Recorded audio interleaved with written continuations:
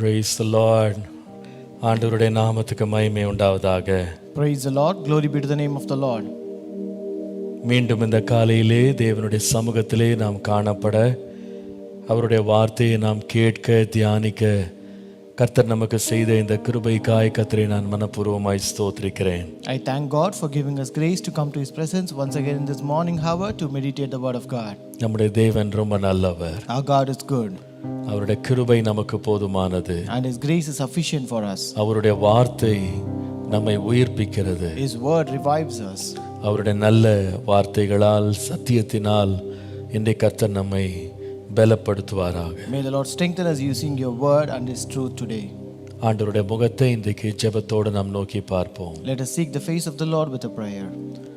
ஆண்டவரே, உம்முடைய வார்த்தை எங்களை சந்திக்கட்டும். Lord, let your word meet us, Lord. உம்முடைய வார்த்தை எங்களை தொடட்டும் ஆண்டவரே. Lord, let your word touch us, Lord. உம்முடைய வார்த்தை எங்களோடு பேசட்டும். Lord, let your word speak with us, Lord. நன்றி ஆண்டவரே.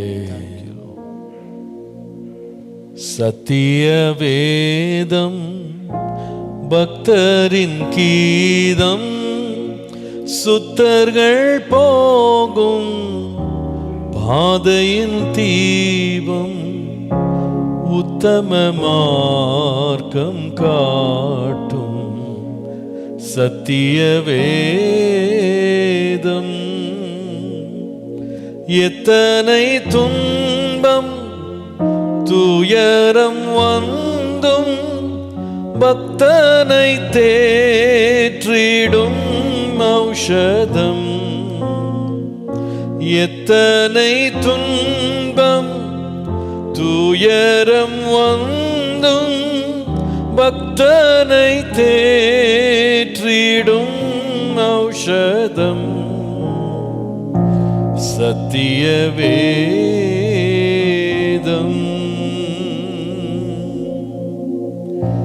நித்தம் விரும்பும் கர்த்தர் வசனம், சுத்த பசும் பொன் தெளிந்திடும் தேன். இதய நினைவை கண்கள் தெளியும், இருண்ட ஆத்மா உயிரடையும் சத்திய வேதம்.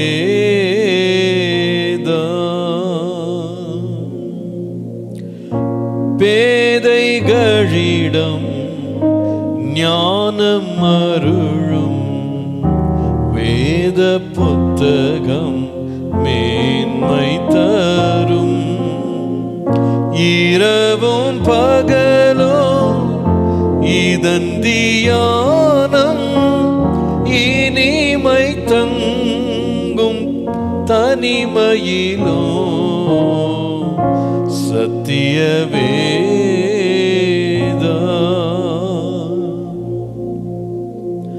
வேத பிரிய தேவ புதல்வர், சேதமடையா நடந்திடுவா.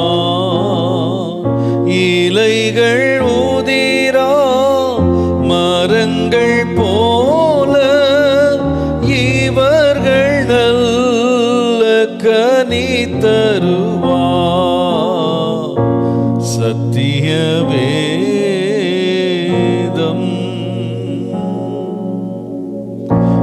உள்ளம் உதிக்கும் உறுதி அழிக்கும், கள்ளம் கபடு எல்லாம் அகற்றும்.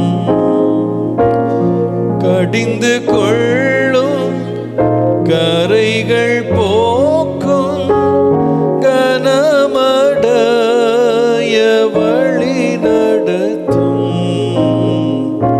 சத்திய வேதம்.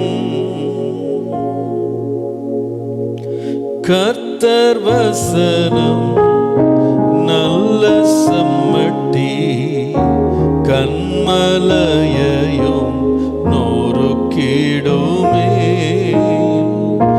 இதய நினைவை வகையாய் அறுக்கும்,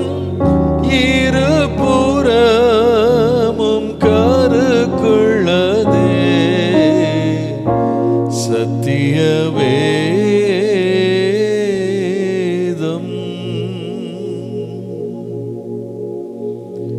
ஆண்டவரே, உம்முடைய வேதம் எவ்வளவு மகத்துவம் உள்ளது.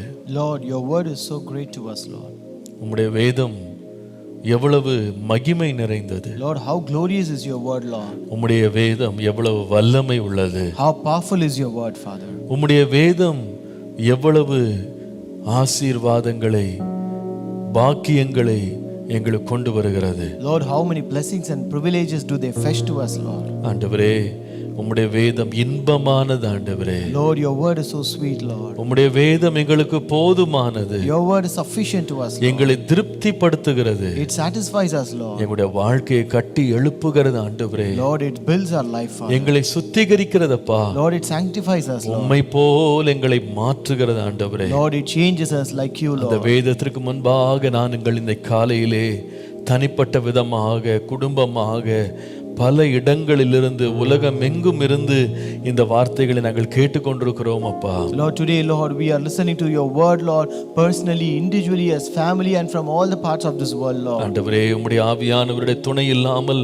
எங்களால் இந்த வசனத்தை நாங்கள் அறிந்து கொள்ள முடியாது, புரிந்து கொள்ள முடியாது. ஆண்டவரே, Lord, without the help of your Holy Spirit, Lord, we cannot understand, Lord, these words, Lord. இன்றைக்கு தயவு செய்து உம்முடைய கிருபை உள்ள பிரசன்னத்தை எங்களுக்கு தந்து எங்கள் இருண்ட கண்களை மனத்தெளிவுள்ளவர்களாய் மாற்றி, ஆண்டவரே, இன்றைக்கு நீர் எங்கள் மத்தியிலே வெளிப்பட்டு மகிமைப்படும்படி ஜெபிக்கிறோம். Lord, may the Lord also graciously grant us the knowledge and to understand and open our eyes that we may be clear about your word and bless us today, Father. இந்த வசனம் எங்கள் இருதயங்களை உணர்வுள்ளதாய் மாற்றட்டும். Lord, let your words convict our hearts, Lord. உம்முடைய நாமத்தை மகிமைப்படுத்தும். Glorify your name. சித்தத்தை வெளிப்படுத்தும். Let your will be revealed today. இயேசுவின் நாமத்தில் பிதாவே. In Jesus' name we pray. Amen. Amen. Praise the Lord. ஆண்டவருடைய நாமத்திற்கு மகிமை உண்டாவதாக. Glory be to the name of the Lord. ஆண்டவருடைய அளவற்ற கிருபையினாலே இன்றைக்கு நாம் 151வது தியானத்திலே கர்த்தர் நம்மை பிரவேசிக்க பண்ணினபடியால் தேவனை ஸ்தோத்திரிக்கிறேன். I thank God for giving us grace to enter 151st devotion today. ஆச்சரியமாய் கர்த்தர் நம்மை இம்மட்டும் வழி நடத்தி வந்தார். The Lord has led us so far wondrously. ஒவ்வொரு நாளும் வேண்டிய மகத்துவமான சத்தியங்களை தேவன் நமக்கு வெளிப்படுத்தி நடத்தி வந்த பாதைகளை எண்ணி நான் கர்த்தரை மனப்பூர்வமாய் நான் ஸ்தோத்திரிக்கிறேன். I really thank God for revealing the great and magnificent truth so far and leading us all through the way. நீங்களும் ஒவ்வொரு நாளும் காலைதோறும் நீங்கள் இந்த தியானங்களிலே பங்கெடுக்க கர்த்தர் உங்களுக்கும் தந்து கொண்டிருக்கிற கிருபைக்காக நான் தேவனை மனப்பூர்வமாய் ஸ்தோத்திரிக்கிறேன். I also thank wholeheartedly for the grace that the Lord is rendering to you that you may take part in this every morning. உங்களுடைய உற்சாகங்களுக்காக, உங்களுடைய ஜெபங்களுக்காக நான் தேவனுக்கு நன்றி உள்ளவனாய் இருக்கிறேன். I am grateful to God for your encouragement and interest towards us. கர்த்தருடைய நாமம் மாத்திரம் மகிமைப்படுவதாக. May the name of the Lord alone be இன்றைக்கும் glorified. நாம் தொடர்ந்து விட்ட இடத்திலிருந்து நாம் திரும்ப ஆண்டவருடைய வார்த்தையை நாம் தியானிக்கலாம். Even today, let us meditate from where we left yesterday. நீதிமொழிகள் 6ஆம் அதிகாரம் 20ஆம் வசனம் முதல் நாம் 23ஆம் வசனம் வரைக்கும் வாசிக்கலாம். Proverbs chapter 6 verses 20 to 23. என் மகனே, உன் தகப்பன் கற்பனையை காத்துக்கொள், உன் தாயின் போதகத்தை தள்ளாதே. My son, keep your father's command and do not forsake the law of your mother. அவைகளை எப்பொழுதும் உன் இருதயத்திலே அணிந்து அவைகளை உன் கழுத்திலே கட்டிக்கொள். Bind them continually upon your heart, tie them around your neck. நீ நடக்கும்போது அது உனக்கு வழிகாட்டும், நீ படுத்திருக்கும்போது அது உன்னை காப்பாற்றும், நீ விழிக்கும்போது அது உன்னோடே சம்பாஷிக்கும். When you roam, they will lead you. When you sleep, they will keep you. And when you awake, they will speak with you. கட்டளையே விளக்கு, வேதமே வெளிச்சம், போதக சிட்சையே ஜீவ வழி. For the commandment is a lamp and the law a light, reproofs of instruction or the way of life. கர்த்தருடைய நாமத்திற்கு மகிமை உண்டாவதாக. Glory be to the name of the Lord. உன் தகப்பன் கற்பனையை காத்துக்கொள், உன் தாயின் போதகத்தை தள்ளாதே. Keep your father's command and do not forsake the law of your mother.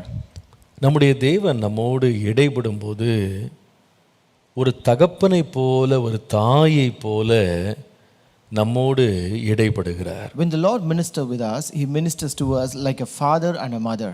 இந்த தகப்பன் தாய் என்று சொல்லுகிற இந்த ஸ்தானத்தை வேதத்திலே 3 நிலைகள்ல நீங்க படிக்கலாம். You can read about this father and the mother's position in the Bible in 3 levels.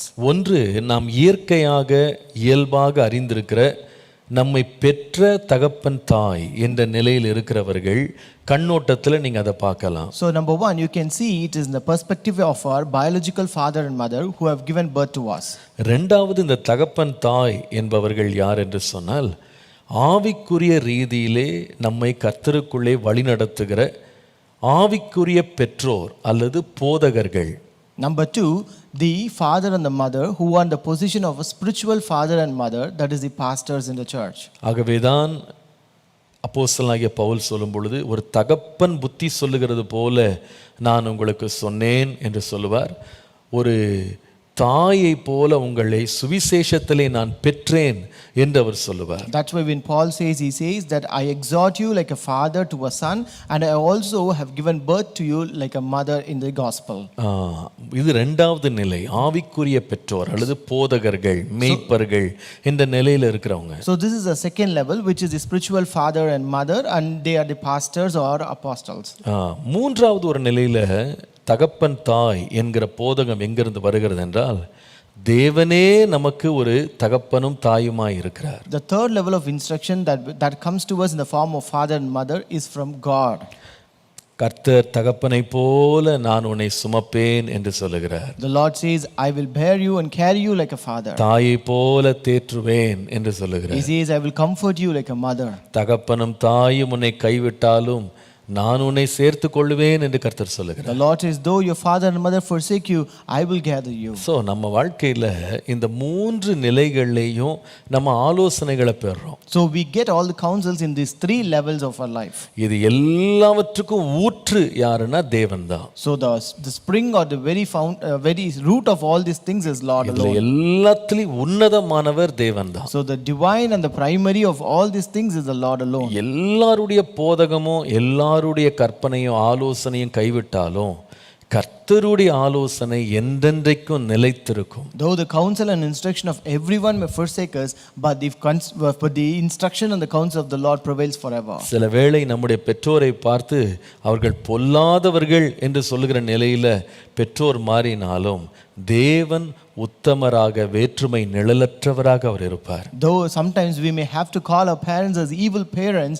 but still our Lord remains faithful and truthful, who have no variation of difference. ஒருவேளை ஒரு தகப்பனை போல தாயை போல இருக்க வேண்டிய தேவ ஊழியர்கள் கள்ள போதகர்களாக கள்ள தீர்க்கதரிசிகளாக அவர்கள் மாறினாலும் தேவன் மாறாதவராக இருப்பார். Maybe also this spiritual fathers and the prophets and preachers who ought to be in the position of father and mother, if even they change and become false preachers and false prophets, our Lord will never change and he will remain the same. நம்முடைய தேவனிலே வேற்றுமையின் நிழலே இல்லை என்று வாசிக்கிறோம். We read there is no variation of shadow in him. அவர் நேற்றும் இன்றும் என்றும் மாறாதவராய் இருக்கிறார். He is the same yesterday, today and forever. கர்த்தருடைய நாமத்திற்கு மகிமை உண்டாவதாக. Glory be to the name of the Lord. அவர் நமக்கு போதிக்கிறார், கற்பிக்கிறார். And he is the one who teaches us and he is the one who instructs us. இதிலே என்னை இன்றை கவர்ந்த ஒரு வார்த்தை 23ஆம் வசனத்திலே இருக்கிறது. So the word which attracted me is in verse 23. நேற்றைக்கு ஆண்டவர் கிருபையினால இந்த வெளிச்சத்தை பற்றி நம்ம கவனித்தோம். வெளிச்சத்துல நடக்கணும் அப்படின்னு கவனித்தோம். By the grace of God, yesterday we meditated on the topic walk in the light. ஆனால் இன்றைக்கு நான் கவனம் செலுத்த போகிற காரியம் 23ஆம் வசனத்துல இந்த விளக்கு என்னன்னு கேட்டா கட்டளையே விளக்கு. So today we're going to see that is present in verse 23, the commandment is a lamp. வேதமே வெளிச்சம். And the law a light. ஆங்கில வேதாகமத்துல இத சற்று வித்தியாசமா இருக்கு. In English it is slightly different. நம்ம புரிந்து கொள்ளத்தக்கதாக அதை நம்ம எப்படி பார்க்கலாம்னு கேட்டிங்கன்னா, கற்பனை தான் விளக்கு, வேத சட்டம் தான் அல்லது நியாயங்கள் தான் வெளிச்சம் என்பதை எழுதியிருக்கிறது. So here it says commandment is a lamp and law is a light. கர்த்தருடைய நாமத்திற்கு மகிமை உண்டாவதாக. Glory be to the name of the Lord. நமக்கு கற்பனை என்பது என்ன நமக்கு தெரியும். We know what is commandment. ஆண்டவர் மோசேயின் மூலமாக தாம் சம்பாதித்த அல்லது தாம் தனக்கென்று தெரிந்து கொண்ட ஜனங்களுக்கு தேவன் கற்பனைகளை சீனாயின் மலையிலே கர்த்தர் கொடுத்தார். The Lord gave these commandments to Moses, to the people that he chosen and that he separated for himself on the Mount தேவனுடைய Sinai. பிள்ளைகளுக்கு இந்த கற்பனைகள் எப்படி இருக்கிறது என்றால் ஒரு விளக்கை போல இருக்கிறது, ஒரு வெளிச்சமாக இருக்கிறது. So these commandments are like a lamp and a light to the children of God. கர்த்தருடைய நாமத்திற்கு மகிமை உண்டாவதாக. Glory be to the name of the Lord. இதை பிடித்து கொண்டு இதை சார்ந்து கொண்டு ஒருவன் நடப்பானானால் அவனுடைய வாழ்க்கையிலே இடறல் இல்லாமல் வாழ்வான். So if a person hold on to it and if a person walks leading upon it, then he will not stumble in his life. இன்றைக்கு ஒரு பிரச்சனை என்னன்னு கேட்டா அவர்கள் தாங்களுக்கென்றே அவங்க கற்பனைகளை எழுதி கொள்றாங்க. So today the problem is that people write commandments for themselves. தேவன் நாம மாத்திரம் நமக்கே வழி உண்டாகக்கூடிய வெளிச்சமும் ஞானமும் நமக்கு இருக்கு அப்படின்னு ஆண்டவர் அறிந்திருப்பார். ஆனால் நிச்சயமாகவே தம்முடைய கற்பனைகளை நமக்கு கொடுத்திருக்க வேண்டிய அவசியம் இல்லை. If the Lord would have known that we have the wisdom to produce our own lamp and light, then it is not necessary for God to give us commandments. நாமே நன்மை என்ன தீமை என்ன, எது பிரியம் எது பிரியமில்லாதது பகுத்தறியக்கூடிய திறன் நமக்கு இருக்குமானால் தேவன் நிச்சயமாக கற்பனைகளை கொடுத்து அவசியம் இல்லை. If we would have had the discernment to discern which is good and which is evil, which is right and which is wrong, then it is not necessary for God to give commandments to us. நம்மாலே நமக்காகவே கற்பனை எழுத முடியாதுன்னு கர்த்தர் அறிந்துதான் தேவன் என்ன அனுப்புகிறார்னா தம்முடைய தாசர்கள் மூலமாக தேவன் தம்முடைய கற்பனைகளை வெளிப்படுத்தினார். Having known that we cannot write our own commandments, the Lord through his servants he wrote and revealed those commandments to us. பாருங்க, மனுஷனுடைய சுபாவம், பொல்லாத சுபாவம் என்னன்னு கேட்டா அவனுடைய பெருமை அவனை இந்த கற்பனைகளை ஏற்றுக்கொள்ளவோ அங்கீகரிக்கவோ அதன்படி கட்டுப்பட்டு நடக்கவோ அவனுக்கு அந்த சுபாவம் அவனுக்கு இடம் கொடுக்க மாட்டேங்குது என்பது உண்மை. So it is true that the evil nature of human being, which is a pride, is not giving room for him to accept these commandments that is given to him. தேவன் மனிதனை தம்முடைய சாயலின்படி ரூபத்தின்படி உண்டாக்குனார் பாருங்க. ஆகவே மனுஷன் பிசாசினால் சோதிக்கப்பட்டவனா, நானும் தேவனுடைய சாயலில் தானே உண்டாக்கப்பட்டிருக்கேன், நான் ஏன் எனக்குன்னு சட்டங்கள் எழுதக்கூடாது, நான் ஏன் எனக்கே நானே கற்பனைகள் எழுதக்கூடாதுன்னு அவன் கொஞ்சம் துணிகிறான். So when the Lord has created man in his own likeness, in his own form and image, then he had a guts to say that why don't I, when the Lord has created me in his own image, why don't I write commandments for my own self? இது ஆதாம் ஏவாள்ல இருந்தே நீங்க பார்க்கலாம். This you can notice right from Adam and Eve. ஆண்டவர் புசிக்க கூடாதுன்னு சொன்னா போய் சாப்பிடுறது. When the God commanded not to eat, they ate it. இது உனக்கு ஆபத்துன்னு சொன்னா அது நல்லதுன்னு பார்க்கிறது. When the Lord said it is dangerous but they saw it to be pleasant. இது மரணத்தை நடத்தும், மரணத்தை உண்டாக்கும்னு சொன்னா அது ரொம்ப பிரியமா இருக்கிறது. So when he said it creates death but it was really pleasing to them. அப்போ அந்த கற்பனைகளுக்கு அவங்க கை கொள்ளல, அவங்க அதுக்கு தங்களை ஒப்பு கொடுக்கல. So they did not follow it and they did not commit to that commandment. இஸ்ரவேல் ஜனங்களும் இதேதான் பிரச்சனை. Even the Israelites also had the same problem. கற்பனைகள் கொடுக்கப்பட்டது, commandments were given to them. ஆனால் கற்பனைகளை அவர்கள் தொடர்ந்து மீறுகிறவர்களாகவே இருந்தாங்க. But they were transgressing and trespassing those commandments continually. ஆனால் தேவன் உண்மையுள்ளவர், அவர் வார்த்தை உண்மை உள்ளது. But the Lord is faithful and his words are faithful. அவர் சொல்றாரு, நான் சொல்ற கற்பனையின்படி நீ எல்லாம் செய்வாயானால், நீ அதற்கு ஜாக்கிரதையாய் இருப்பாயானால் இந்த புத்தகத்தில் எழுதப்பட்டிருக்கிற ஆசீர்வாதங்கள்லாம் உன் மேல பலிக்கும். He says if you are diligent to follow all the commandments that I command you, then you will have all these blessings that is written in this book that will come upon you. நீ கற்பனையை கை கொள்ள மாட்டேன், ஏன் இஷ்டத்தில் நான் ஏன் மனம் போன போக்கில் நடப்பேன்னா அதை நான் சும்மா இருக்க மாட்டேன், இதனுடைய சாபங்கள் எல்லாம் உன் மேலே பலிக்கும்னு ஆண்டவர் சொன்னார். And at the same time if you say that I will not follow all these commandments, then there are also curses that will come upon you. இன்னொரு விதமாக இந்த வசனத்தின் அடிப்படையில் சொன்னால், based on this verse you can say, கர்த்தருடைய கற்பனையின்படியும் வேதத்தின்படியும் ஒரு மனுஷன் தன்னை கட்டுப்படுத்தி காத்து நடப்பானானால், கீழ்ப்படிந்து நடப்பானானால் அவனுடைய வாழ்க்கை வெளிச்சமாக பிரகாசமாக இருக்கும். If a person controls himself and subjects himself and commits to this word of God which is a light, then his life would be a successful one. ஒரு பிரகாசம் உள்ளதா இருக்கும். That will be a shining and light. ஒரு விளக்கை போல வெளிச்சமாக இருக்கும். So his life would be shining like a light. ஆனால் ஒருவன் கற்பனையை கை கொள்ள மாட்டேன், கற்பனைக்கு நான் செவி கொடுக்க மாட்டேன், கற்பனையை நான் கனம் பண்ண மாட்டேன், அதன் வழியில நடக்க மாட்டேன்னு சொல்லுவானானா, விளக்கு தண்டு அவன் வாழ்க்கையை விட்டு போயிடும். இன்னொரு விதமாய் சொன்னால் அவன் வாழ்க்கை இருண்டு போகும். So if a person says that he will not follow these commandments, he will not commit and obey to those commandments and law, then this candle will be taken away from this life and his life will be fully darkened. இன்னைக்கு அநேகருடைய வாழ்க்கையை பாருங்க, ஏன் அவங்க லைஃப்ல இடறல் இருக்கு?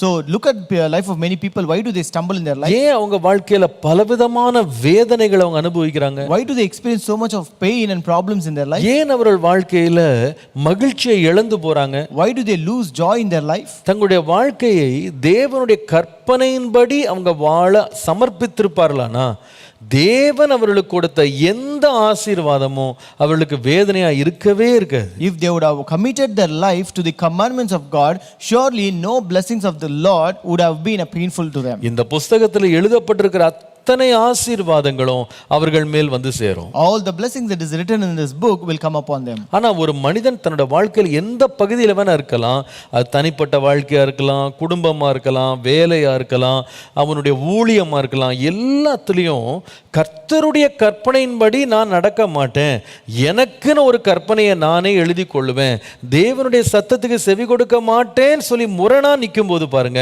அதனுடைய வேதனைகளை அவன் என்ன செய்யறான்னு அனுபவிக்கிறான். So, but if a person says, no matter wherever it might be in his personal life, in his family, in his society, in church or in his ministry, if he says that he will not walk according to the commandment of God, and if he stands against the command and law of God, surely he will reap and he will suffer that pain. பாருங்க, சில பேர் நினைக்கிறாங்க நம்ம இஷ்டத்துக்கு நடந்துக்கலாம், ஆனா முடிவு மாத்திரம் நம்ம இஷ்டப்படி வரும்னு நினைக்கிறாங்க. So many people think we can live on our own and the end would come which is desirable to us. ஒரு மனிதன் எதை விதைக்கிறானோ அதே தான் அறுப்பான். So what a man sows, so shall he reap. கர்த்தருடைய கற்பனைகளை எந்த மனிதன் வந்தாலும் மாற்ற முடியாது. So no matter whoever comes, the commandment of God cannot be changed. மனிதன் எழுதின சட்டங்களை பற்றியே சொல்றாங்க, கடைசியில சட்டம் தான் வெல்லும் அப்படின்னு சொல்றாங்க. So even about the laws that is written by human, it is said that only these laws will win at the end. அதுதான் கடைசியில ஒரு மனுஷனை நியாயம் தீர்க்கும், தீர்மானிக்கும்லாம் பேசுறதை நம்ம கேட்கிறோம். So we have heard people saying that these laws are the one which judge a person at the end. ஒரு நாடு எழுதின சட்டம், ஒரு மனுஷன் எழுதின சட்டத்தையே அவ்வளவு ஒரு மனுஷன் மதிக்க வேண்டுமானால், அதன்படி அவனுடைய வாழ்க்கை இருக்குமானால், தேவன் எழுதின சட்டங்கள் எவ்வளவு பயங்கரமா இருக்கும்னு யோசித்து பாருங்க. So when a person ought to obey and live according to the law of a nation and the law of that is written by human being, how much more we should be afraid and we should obey to the law of the Lord. கர்த்தருடைய நாமத்திற்கு மகிமை உண்டாவதாக. Glory be to the name of the Lord. ஒரு மனிதன் தன்னுடைய வாழ்க்கையில வெளிச்சமும் பிரகாசமும் இடரலற்ற வாழ்க்கையும் இருக்க வேண்டுமானால், if a person ought to have a shining light, bright life and a life which has a light without any stumbling in his life, நான் சொல்லுவேன், தேவனுடைய வார்த்தையை ஏற்றுக்கொண்டு அதுல பிரியப்படும் போதுதான் அதை அவன் அடைய முடியும். I tell you, only when he accept the word of God and when he delight in it, only then he can receive it. ஆகவேதான் 119 சங்கீதத்துல வாசிக்கும் போது, that's why when we read in Psalm 119 119:47 பார்ப்பீர்களானால், 119 and verse 47, நான் பிரியப்படுகிற உமது கற்பனைகளின் பேரில் மனமகிழ்ச்சியாயிருப்பேன் என்று வாசிக்கிறோம். we read, and I will delight myself in the commandments which I have loved. என்ன பண்ணுறாரா? கமாண்ட்மெண்ட்ஸ் மேல, கற்பனைகள் மேல பிரியப்படுகிறேன். He says he will delight himself in the commandments. அந்த கற்பனைகளின் பேரில மனமகிழ்ச்சியாயிருப்பேன். He will delight and he love those commandments. கர்த்தருடைய நாமத்திற்கு மகிமை உண்டாவதாக. Glory be to the name of the Lord. நாம் வாசித்த வேத வசனம் சொல்லுகிறது, the verse that we read says, இந்த வேதமே அல்லது கட்டளையே உனக்கு விளக்கு, வேதமே வெளிச்சம். the commandment is a lamp and the law is a light. வேதத்தை எத்தனையோ விதங்கள்ல, கற்பனைகளை எத்தனையோ விதங்கள்ல வேதம் நமக்கு ஒப்பிட்டிருந்தாலும் இந்த விளக்கம் கொஞ்சம் வித்தியாசமா எனக்கு ரொம்ப நல்லதா தெரிந்தது. So though the commandment is compared to many other things in the Bible, but this explanation or this comparison really seemed different to me. இதே தான் 119 சங்கீதத்தின் 105 வசனத்துல வாசிக்கிறோம். So this is what we read in Psalm 119 verse 105. உம்முடைய வசனம் என் கால்களுக்கு தீபமும் என் பாதைக்கு வெளிச்சமுமாய் இருக்கிறது என்று வாசிக்கிறோம். We read, your word is a lamp unto my feet and a light unto my path. கர்த்தருடைய நாமத்திற்கு மகிமை உண்டாவதாக. Glory be to the name of the Lord. இந்த கற்பனையை தேவன் வெளிச்சமாக நம்முடைய வாழ்க்கையிலே தந்திருக்கிறார். So the Lord has given this commandment as a light in our life. எதற்காக வெளிச்சம்? Why do you need this lamp? எதற்காக நம்ம ஒரு இடத்துல லைட் ஆன் பண்ணுவோம்? So why do we switch on a light in a place? எந்த இடத்துல வெளிச்சத்தை நம்ம விரும்புவோம், வெளிச்சத்தை பயன்படுத்துவோம்? So where do we desire light and where do we use that light? எதற்கு வெளிச்சத்தை போடுவோம்னு சொன்னா ஒரு காரியத்தை பார்க்க அல்லது அறிய. So first we switch on that light to see something or to know something. நாம் அந்த இடத்துல இல்ல, நம்ம அதை பார்க்க வேணாம்னா லைட் ஆஃப் பண்ணிட்டு போயிடுவோம். See, if you don't want to see that place or if you don't want to be present there, you will switch off that light. எப்ப லைட்டை போடுவோம்னா எப்ப நம்ம பார்க்கணும்னு நினைக்கிறோமோ அப்ப போடுவோம். So whenever you want to see there, only then you will switch on the light. நம்முடைய கார்ல கூட பாத்தீங்கன்னா வாகனங்கள் எல்லாத்துலயுமே லைட் பொருத்தி இருக்காங்க. So even in our cars and all the vehicles we have lights. எப்போ லைட் ஆன் பண்ணுவோம்? When do we switch on the light? வண்டி ஓடும்போது நாம் முன்னால என்ன இருக்குன்னு பார்க்கணும் அப்படின்ற போது தான் ஆன் பண்ணுவோம். So only when we are driving, when we want to see what is present before us, only then we will switch on the light. வண்டியை வந்து ஒரு இடத்துல நிறுத்திட்டீங்க, இனிமே உங்களுக்கு எதையும் பார்க்க வேண்டாம்னா உடனே அந்த லைட் ஆஃப் பண்ணிடுவோம். So when you have parked or halted your vehicle and no more you want to see anything, then you will switch off that light. அதே போல தான் தேவனுடைய வேதம் வந்து ஒரு வெளிச்சமாக இருக்கிறதா. So similarly the word of God is like a light. இந்த வெளிச்சம் என்ன செய்யுதுன்னா நமக்கு முன்பாக இருக்கிறவைகளை பார்க்கும்படி அது நமக்கு முன்பாக பிரகாசிக்கிறது. So this light will shine before us that we might see what is present before us. தேவனுடைய கற்பனைகள் விசேஷமாக அவருடைய கற்பனை ஒரு விளக்காக இருக்கிறது என்று சொன்னால் அது எவைகளை நமக்கு முன்பாக வெளிச்சத்திற்கு கொண்டு வருகிறது. So when you say the commandment of God is a lamp, so what does it brings before us that we might see? எதை நாம அறிய பண்ணுகிறது? So what it makes us to know? மூன்று காரியங்களை இன்றைக்கு நம்ம கவனிக்க போறோம். So we are going to see three things today. முதலாவது, இந்த கற்பனை என்பது எழுதிக் கொள்ளுங்கள், தேவனுக்கு நேராக அல்லது தேவனை அறியும்படி இது நமக்கு வெளிச்சம் காட்டுகிறது. The commandment is a lamp that leads us towards knowing God. தேவனை அறியும்படி இந்த கற்பனை என்கிற விளக்கு நமக்கு வெளிச்சம் தருகிறது அல்லது வழி நடத்துகிறது. The commandment is a lamp that leads us towards knowing God. பாருங்க, இந்த 10 கற்பனைகள், மோசேயின் 10 கற்பனைகளை நாம் வந்து யாத்திராகமம் 20ஆம் அதிகாரம் 1ஆம் வசனத்திலிருந்து அதுக்கப்புறமா 31ஆம் அதிகாரம் 18ஆம் வசனத்திலையும் இந்த கற்பனைகளை பற்றி நம்ம படிக்கிறோம். So we read about 10 commandments of God which is given to Moses in Exodus 20 chapter 1 and also in 31 verse 18. இவைகளை தேவன் எதற்காக தந்தார்? So why did the Lord give us? இந்த 10 கற்பனைகள் நமக்கு தெரியும். We know all the 10 commandments. என்னையன்றி உனக்கு வேறே தேவர்கள் இருக்க வேண்டாம். You shall have no other gods before me. நீ எந்த விக்கிரகங்களை சொரூபங்களை உருவாக்க வேண்டாம். You shall not make idols. நீ வந்து தேவனுடைய நாமத்தை வீணிலே வணங்க வேண்டாம். You shall not take the name of the Lord your God in vain. நீ ஓய்வு நாளை பரிசுத்த நாளாக ஆசரிப்பாயாக. Remember the Sabbath day to keep it holy. உன் தகப்பனையும் தாயையும் கனம் பண்ணுவாயாக.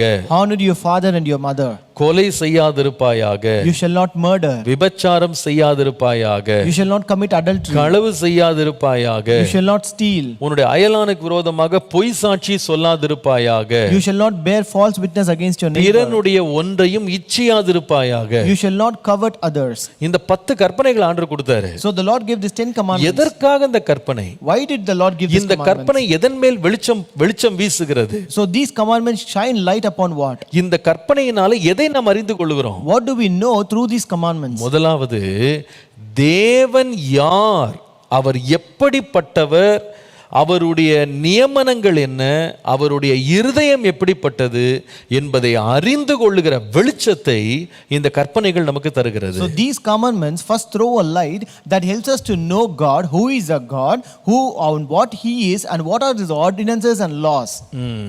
அதாவது ரொம்ப சுருக்கமாக சொல்லணும்னா, இயேசு இதை பற்றி பேசும்போது மத்தேயு எழுதின சுவிசேஷம் 22ஆம் அதிகாரம் 37லிருந்து 40 வசனங்களை நீங்கள் வாசிப்பீர்களானால், If you read in Matthew chapter 22 verses 37 to 40, அங்கே இயேசு வந்து இந்த 10 கற்பனைகளை 2 கற்பனைக்குள்ள அவர் அப்படியே சுருக்கிட்டார். அது அப்படியே here Jesus summarized these 10 commandments into 2 great commandments. சுருக்கிட்டாருன்னு சொல்றதை விட சம்மரைஸ் பண்ணாருன்னு சொல்றது நல்ல வார்த்தை. அது எல்லாத்தையும் அப்படியே 10ஐயும் 2ஆக அவர் மாற்றினார். So here he summarized these 10 commandments into 2. அது எப்படி அதை அந்த 10ஐயும் உள்ளடக்கினார் தெரியுமா? You know how did he bring those 10 into 2? ஒன்று, உன் தேவனாகிய கர்த்தரை உன் முழு இருதயத்தோடும் உன் முழு ஆத்துமாவோடும் உன் முழு பலத்தோடும் நீ உன் முழு மனதோடும் அன்பு கூறுவாயாக. இது முதலாம் பிரதான கற்பனை. You shall love the Lord your God with all your heart, with all your soul, and with all your mind. This is the first and great commandment. இதை எப்படி நம்ம பார்க்கலாம்? So how can we see this? இதை இந்த 10 கற்பனையில முதல் 4 கற்பனை இருக்கு பாருங்க.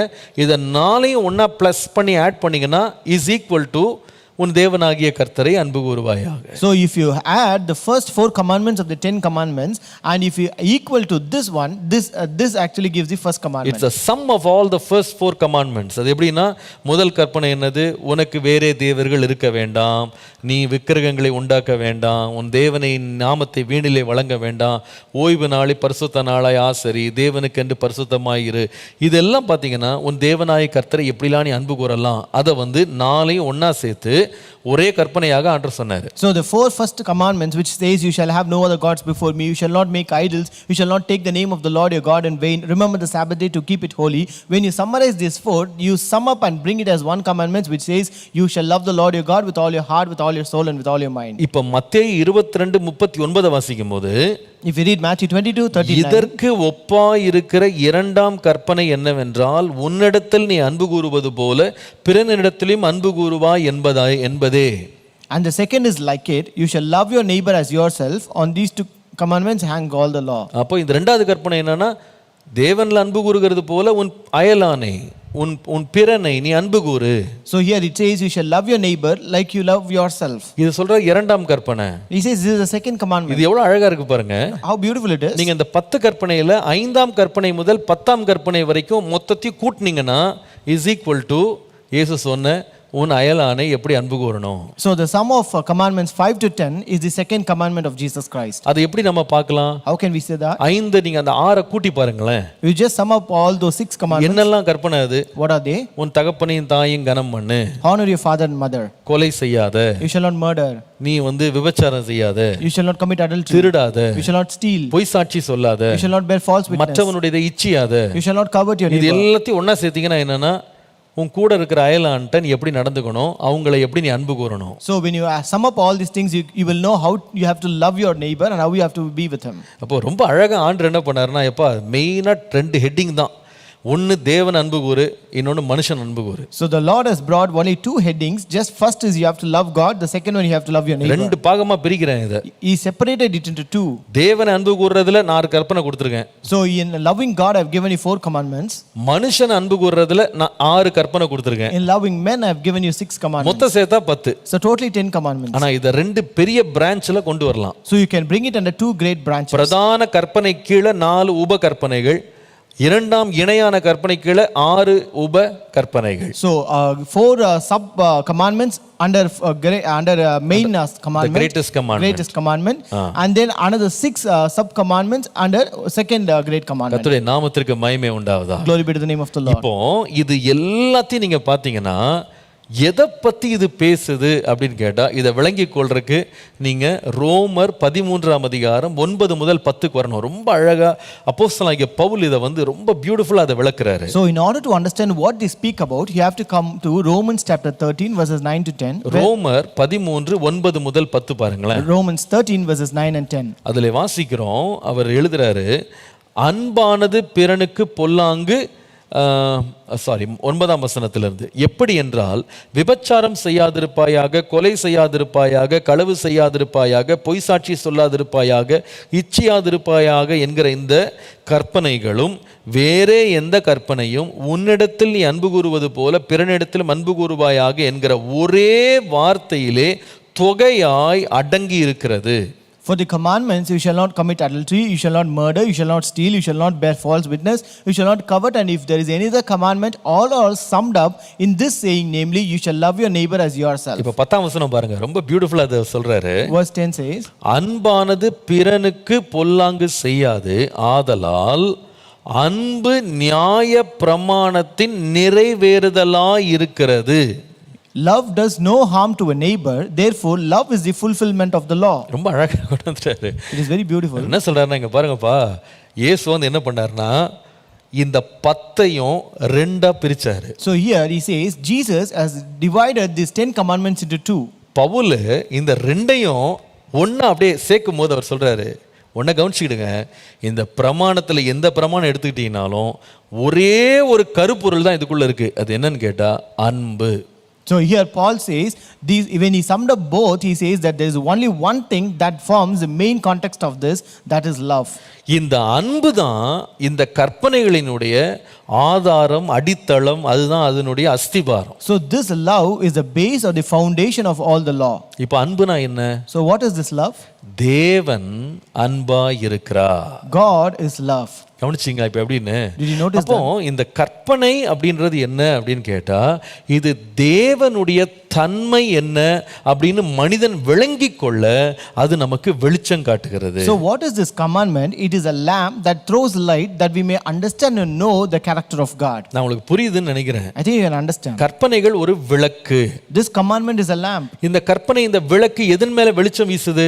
This lamp, that commandment, which throws light on what? இந்த விளக்கிலிருந்து வர்ற வெளிச்சத்தின் மூலமாக எதை நம்ம பார்க்க முடியுது? What can we see through the light that comes out of this lamp? முதலாவது தேவனை யார் என்று நம்ம பார்க்க முடியுது. Number one, we can know who God is. தேவன் யார்? Who is our God? தேவன் அன்பாகவே இருக்கிறார். God is love. அதை தான் இந்த கற்பனைகள் மூலமாக தேவன் மனிதனுக்கு விளங்க பண்ண விரும்புகிறார். So that is what the Lord wants men to understand through his commandment. இப்போ நம்ம சில வசனங்களை வாசிக்கலாம், உங்களுக்கு இதெல்லாம் தெளிவா விளங்க ஆரம்பிச்சிரும். Now let us read certain verses that you can understand clearly. இந்த ஃபார்முலாவை நீங்க புரிஞ்சுக்கிட்டீங்கன்னா நீங்க இன்னும் கொஞ்சம் வேத வசனங்களை விளக்கமா விளங்கிக் கொள்ளலாம். So if you understand this formula, you can understand the word of God more. நமக்கு ரொம்ப தெரிந்த ஒரு வசனம் 1 யோவான் 2ஆம் அதிகாரம் 3 முதல் 4 வசனங்களை இப்ப படிச்சு பாருங்களேன். So let us read 1 John chapter 2 verses 3 and 4. 1 யோவான் 2ஆம் அதிகாரம் 3 முதல் 4 பாருங்க. 1 John 2 verses 3 and 4. அங்கே வாசிக்கிறோம், அவருடைய கற்பனைகளை நாம் கைக்கொள்ளுகிறவர்களானால்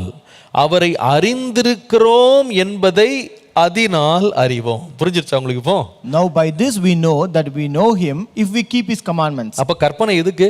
So why do we need commandments? தேவனை அறிய. To know God. தேவனை யாராக அறிய? To know God as what?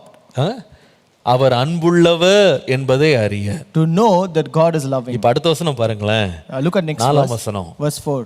அவரை அறிந்திருக்கிறேன் என்று சொல்லியும் அவருடைய கற்பனைகளை கை கொள்ளாதவன் பொய்யனா இருக்கிறான், அவனுக்குள்ளே சத்தியம் இல்லை. He who says I know him and does not keep his commandments is a liar and the truth is not in him. அப்போ இந்த யோவான் எழுதின இந்த நிருபங்களை படித்தீங்கன்னா இந்த தேவனை அறிகிறது, தேவனுடைய கற்பனைகளை செய்கிறது, இது எதற்கு நேராக ஒரு மனுஷனை நடத்துது தெரியுமா? So when you read these epistles of John, so knowing God or keeping the commandments of God leads a man to what?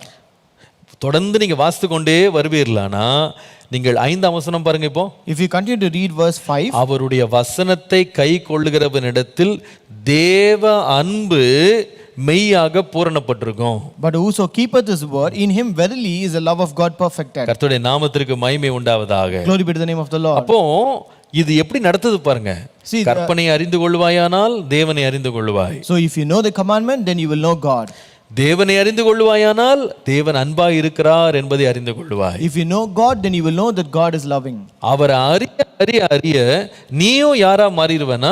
அன்புள்ளவனா மாறுவ. So as you know him more and more, you also become loving more and more. ஆகவேதான் ஒருவன் தேவனை அறிந்திருக்கிறேன் என்று சொல்லியும் அவன் தன்னுடைய பிறனை, தன்னுடைய சகோதரனை அவன் அன்பு கூறாவிட்டால் காணாத தேவனிடத்துல எப்படி அன்பா இருப்பான்னு போட்டிருக்கு. So that is why if a person says that he knows God and if he doesn't love his neighbor or his brethren, then how can he love God whom he has not seen? கர்த்தருடைய நாமத்திற்கு மகிமை உண்டாவதாக. Glory be to the name of the Lord. இன்னைக்கு சில பேர் என்ன பண்றாங்கன்னா, இந்த கற்பனைலாம் ரொம்ப பாரமானது, இந்த கற்பனைலாம் ரொம்ப கடுமையானது, இதெல்லாம் யாரும் செய்ய முடியாது, இதெல்லாம் பழைய பிரமாணம் அப்படின்லாம் சொல்லி அதை ஒதுக்க பார்க்குறாங்க. So today many people say that these commandments of old or laws, old ordinances, they are so burdensome, we cannot do that. இதெல்லாம் நிறைய பிழை இருக்கு அப்படின்னு சொல்றாங்க. They also say there are many faults present in them. ஆனா உண்மை என்னன்னா இதுல எந்த பிழையும் இல்லை, பிழை நம்மகிட்ட தான் இருக்கு. But truth is that there is no fault in it, the fault is with us. அது என்ன வெளிச்சத்தை காட்டுது, அந்த பிரமாணம் எதன் மேல பிரகாசத்தை வீசுது நம்ம பார்த்துட்டோம்னா தாவீது சொல்வது போல நாமளும் சொல்லுவோம் உம்முடைய கற்பனைகள் என்னுடைய மனமகிழ்ச்சியா இருக்குன்னு நம்ம சொல்லுவோம். So when we look at what the commandment throws light as a lamp, then we will also say like David that your law and your commandment is a delight to me. கற்பனையே விளக்கு, வேதமே வெளிச்சம். The commandment is a lamp and the law is a light. எதன் மேல வெளிச்சம் வீசுது? So on what does it throw its light? தேவன் நம்மேல் வைத்திருக்கிற அன்பின் மேல் அது வெளிச்சம் வீசுது. It throws light upon the love that the Lord has kept upon us. பாருங்க, அதனால தான் புதிய ஏற்பாட்டில் கூட வாசிக்கும் போது எரேமியா 31:33 நிறைவேறுதலாக எபிரேயர் 8:10 வாசிக்கும் போது, that's why if you read in Hebrews chapter 8:10, which is the fulfillment of Jeremiah 31:33, அங்கே ஆண்டவர் சொல்லுகிறாரு, here the Lord says, எபிரேயர் 8:10 பாருங்க, Hebrews 8:10, அந்த நாட்களுக்கு பின்பு நான் இஸ்ரவேல் குடும்பத்தாரோடே பண்ணும் உடன்படிக்கையாவது என்னுடைய பிரமாணங்களை அவர்களுடைய மனதிலே வைத்து அவர்களுடைய இருதயங்களில் அவைகளை எழுதுவேன், நான் அவர்கள் தேவனாயிருப்பேன், அவர்கள் என் ஜனமாயிருப்பார்கள். For this is the covenant that I will make with the house of Israel after those days, saith the Lord. I will put my laws into their mind and write them in their hearts, and I will be to them a God, and they shall be to me a people. நல்லா கவனிங்க. Listen carefully. ஆண்டவர் கற்பனைகளை மோசேட்ட கொடுக்கும்போது ஆண்டவர் கல்லில எழுதினாரு. So when the Lord gave these commandments to Moses, he wrote it on tablets. கற்பலகைன்னு சொல்றோம்ல, கல்லானால பலகை. அந்த கல்லாலான பலகையின் மேல ஆண்டவர் எழுதினாரு. So he wrote on that stone tablets. இப்போ ஆண்டவருடைய உண்மையான விருப்பம் என்னன்னா, இங்க பாருப்பா, நீ கல்லாலான பலகையை நீ பார்த்தீனா நான் ரொம்ப கடுமையான ஆள் மாதிரி தெரியும். So the actual true desire of God is that if you look at the stones of tablets of stones, you will understand that I am a hard God. You may think that I am a very hard-hearted God. ஆனா என்னுடைய நோக்கம் என்னன்னா, இந்த கற்பனை கல்லே நின்றக்கூடாது, இது எங்க வரணும்னா உன் இருதயமாகிய பலகையில எழுதப்படணும். But my intention is that these commandments should not stop with the tablets of stone, but it should come in the tablets of your heart. நீ இருதயத்துல அதை எழுதுனீனா அப்போ உனக்கு தெரியும் நான் ரொம்ப அன்புள்ள ஒரு தேவன். So if you write them on your heart, then you will know that I am a loving God. அப்போ நான் உனக்கு தேவனாக இருப்பேன். Then I will be your God. அதான் தேவனுடைய நோக்கம். So that is the purpose of God. எப்போ கற்பனை ரொம்ப கோல்டா ரொம்ப பாரமா நமக்கு தெரியும் அப்படின்னா, எவ்வளவு காலம் அது கல்லு மேலேயே இருக்கோ அது வரைக்கும் தான் அது ரொம்ப கஷ்டமா தெரியும். அதை நம்ம இருதயத்தில் எழுதிட்டோம்னா நம்ம தேவனை பார்க்க ஆரம்பிச்சிருவோம், அவரோட அன்பை உணர ஆரம்பிச்சிருவோம். அது நமக்கு ரொம்ப மன மகிழ்ச்சியும் பிரியமா மாறிடும். So until we look at these commandments on the tablets of stone, it will appear to be cold and very hard to us. But once we write them upon our heart and minds, then that will become so easy, so cool and so soft and loving, and we will look at the nature of God and we will know Him. கர்த்தருடைய நாமத்திற்கு மகிமை உண்டாவதாக. Glory be to the name of the Lord. நீங்க உண்மையா நீங்க என்னைக்கா ஒரு நாள் உட்கார்ந்து இந்த 10 கற்பனை கொஞ்சம் வாசித்து பாருங்களேன், ஒவ்வொன்றா படிச்சு பாருங்களேன். So you just sit and read all these 10 commandments one by one. உண்மையா சொல்றேன், அதுக்கு ஒவ்வொன்றுக்கு பின்னால தேவன் எவ்வளவு அன்புள்ளவராய் இருக்கிறார் அப்படின்றதனுடைய ஆழத்தை நீங்க விளங்கிக் கொள்வீங்க. Truly you will understand how loving is our God behind each and every commandment. ஒவ்வொன்றிலேயும் அவர் எவ்வளவு பூரண அன்பை நம்மட்ட எதிர்பார்க்கிறார் அப்படின்றத நீங்க பாப்பீங்க. You will also understand how much of perfect love that He expects in each commandments from us. பாருங்க, உதாரணமா சொல்றேன் பாருப்பா, என்னை அன்றி நீ யார் ஒரு தேவனையும் நீ வணங்கிறாத, நான் ஒருவரே உன்னுடைய நேசரா இருக்க விரும்புறேன். So he says, for example, you shall have no other gods before me, but I want to be your beloved God. இது எப்படி இருக்குன்னு சொன்னா, ஒருவன் கல்யாணம் பண்ணும்போது என்ன சொல்றாங்கன்னா, உன்னை தவிர நான் பிறர் முகம் பார்க்காம உன்னை நான் கடைசி வரைக்கும் நேசிப்பேன் அப்படின்னு சொல்றோம் பாருங்க. அந்த மாதிரி கர்த்தர் கவர்னன்ட் பண்றாரு. நான் என்ன தவிர நீ யாரையும் என்ன பண்ணிடாத, ஆராய்ச்சிராத, வணங்கிறாத, நேசிச்சிராத. So this is like how we make a covenant when we get into marriage. Like when I'm getting married to you, I will not see anybody, but I love you alone. Similarly, the Lord also says that you have to love me and you should have no other gods before me. அடுத்த கற்பனை பாத்தீங்கன்னா, இங்க பாருப்பா, எனக்கு இணையாக கல்லு மண்ணெல்லாம் செஞ்சிராத, நான் ஜீவனோடு இருக்கேன், நான் இங்கே தானே இருக்கேன், நீ கூப்பிட்டா உடனே நான் வருவேன், நீ கல்லை பார்த்துட்டு என்னன்னு சொல்லிடாத, நீ என்ன பாரு. So next he says, see, don't make idols of stones or mud for you, because I am a living God. I am just present before you. You can see me, you can feel me, so I am here. So just look at me. ஓய்வு நாளை பரிசுத்தமா ஆசரினா என்ன அர்த்தம்? என்னோட இருப்பா, என்னோட தங்கிரு, என்னோட நேரம் செலவழி. So what do you mean by remember the Sabbath day to keep it holy? It means that you have to be with me, be in my presence and spend your time with me.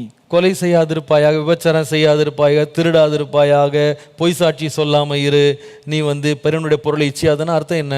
நான் உண்டாக்கின உன்னை போன்ற மற்ற மனிதர்களையும் நேசிச்சு நீங்க எல்லாம் ஒரு அன்பின் குடும்பமா இருங்க, அதான் என் விருப்பம். So when he says you shall not murder, you shall not commit adultery, you shall not steal, you shall not bear false witness, you shall not covet, it means that you have to love other people whom I have created like you and be as a single family. அப்போ இது எல்லா கற்பனையினுடைய அடித்தளம் என்னன்னா தேவ அன்பு. So the base or foundation of all this commandment is God's love. அப்போ முதலாவது கற்பனையே விளக்கு, வேதமே வெளிச்சம் அப்படின்னா அந்த கற்பனை தேவன் யார் என்று நாம் அறிந்து கொள்ளும்படி நமக்கு வெளிச்சம் போட்டு காட்டுற ஒன்று உண்டான கற்பனை தான். So when we say the commandment is a lamp and the law is a light, this commandment is a lamp that leads us towards knowing God. இரண்டாவது இந்த கற்பனை என்ன செய்யுது? So what does this commandment do? அது விளக்காக இருந்து எதன் மேல் வெளிச்சம் வீசுது? So being a lamp, on which does it throw its light? இந்த கற்பனை ஆகிய விளக்கு என்ன பண்ணுதுன்னா இரண்டாவது ஒரு தேவனுக்கு உரிய வாழ்க்கையை வாழ நம்மை வழி நடத்துகிறது. The commandment is a lamp that leads us to live a godly life. தேவனுக்கு உகந்த ஒரு வாழ்க்கையை வாழ நம்மை வழி நடத்துகிறது.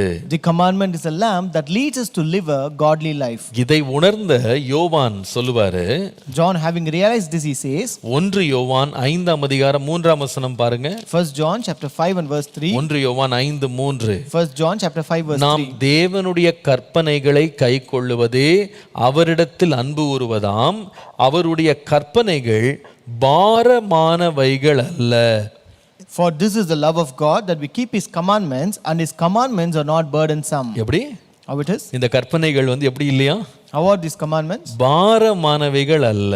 They are not burdensome. அப்போ நிறைய பேர் இங்க நினைக்கிறாங்க இந்த பழைய ஏற்பாடு இந்த கற்பனைகள்லாம் யாருமே செய்ய முடியாது, அது ரொம்ப கஷ்டம் அப்படின்னு நினைக்கிறாங்க. Today many people think this Old Testament, these commandments are really hard that no one can follow them.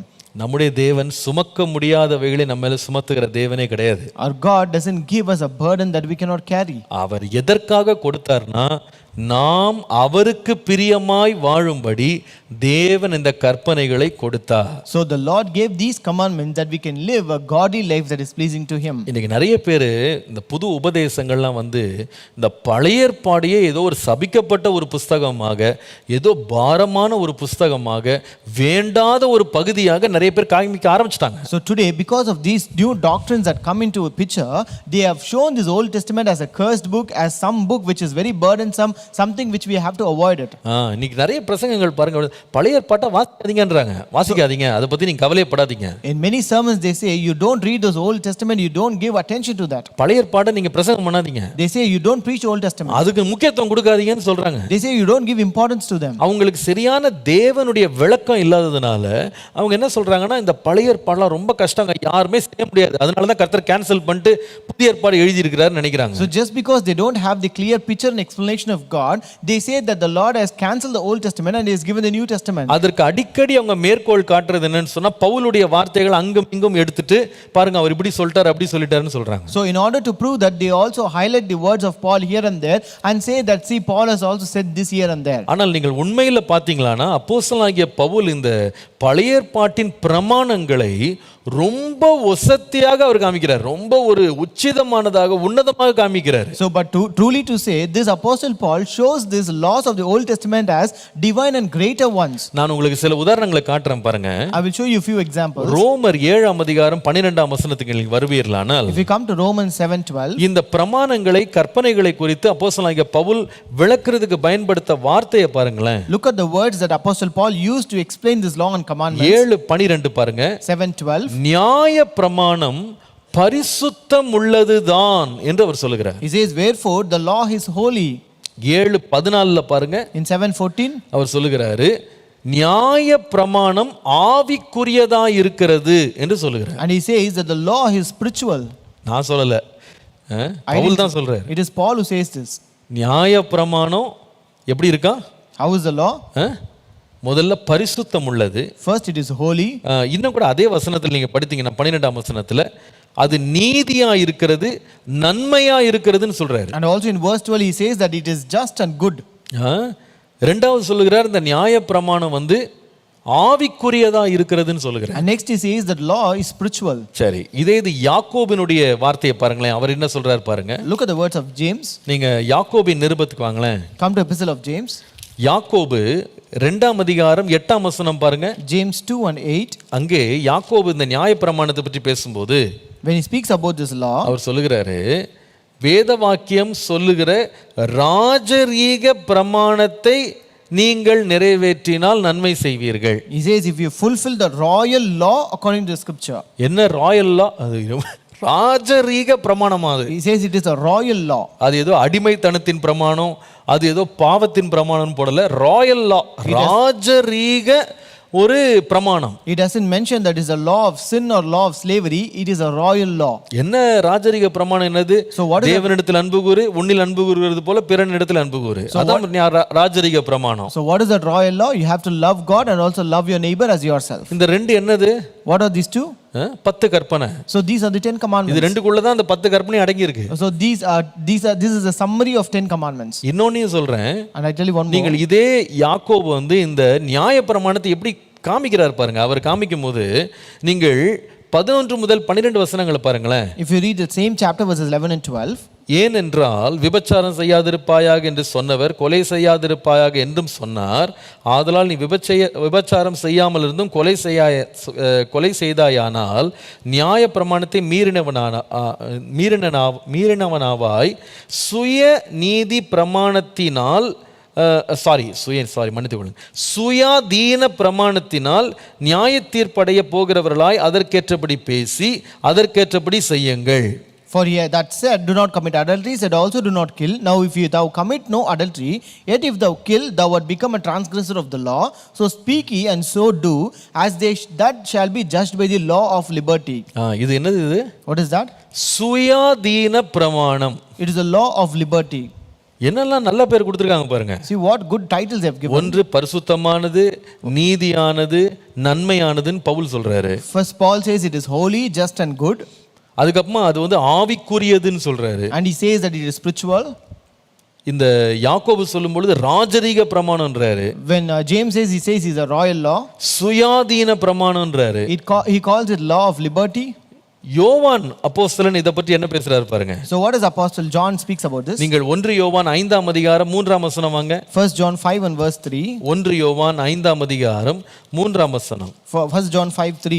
அங்கே பார்க்கும்போது வாசிக்கிறோம், தேவனுடைய கற்பனைகளை கைக்கொள்வதே அவரிடத்தில் அன்பு கூறுவதாம், அவருடைய கற்பனைகள் பாரமானவைகளும் அல்ல. He says, for this is the love of God, that we keep his commandments, for his commandments are not burdensome. ரெண்டு வார்த்தை அங்க யூஸ் பண்றாரு. There are two words mentioned. இந்த கற்பனைக்கு அவர் கொடுத்த பேர் என்னன்னா, தேவனிடத்தில் அன்பு கூறுவது, அது பாரம் இல்லாதது. So the title that he gave to law is here, the love of God, and which is not burdensome. பாரம் இல்லாதது. Not burdensome. நீங்க வேதம் முழுவதும் நீங்க வாசித்தீங்கன்னா, தேவனுடைய பிரமாணங்களை இன்றைக்கு நிறைய பேர் போதிக்கிறது போல பைபிள் அவ்வளவு மோசமானதாக, இருள் நிறைந்ததாக, பழமையானதாக காட்டவே இல்லை. So when you read the Bible, you can see like how today people preach. It is not that way. The Bible is not so hard or burdensome or not dark or old. இன்னொரு வசனத்தையும் காமிக்கிறேன், உங்களுக்கு அது இன்ட்ரெஸ்டிங்கா இருக்கும். 1 யோவான் 3ஆம் அதிகாரம் 4ஆம் வசனம் பாருங்க. If you read 1 John chapter 3 and verse 4. பாவம் செய்கிற எவனும் நியாய பிரமாணத்தை மீறுகிறான், நியாய பிரமாணத்தை மீறுகிறதே பாவம். Whoever commits sin also commits lawlessness, and sin is lawlessness. ரொம்ப டீப்பான வேர்ட். அவர் நிறைய பேர் கேட்குறாங்க, பாவம்னா என்ன? So many ask, what is sin? பாவம்னா என்ன? What is sin?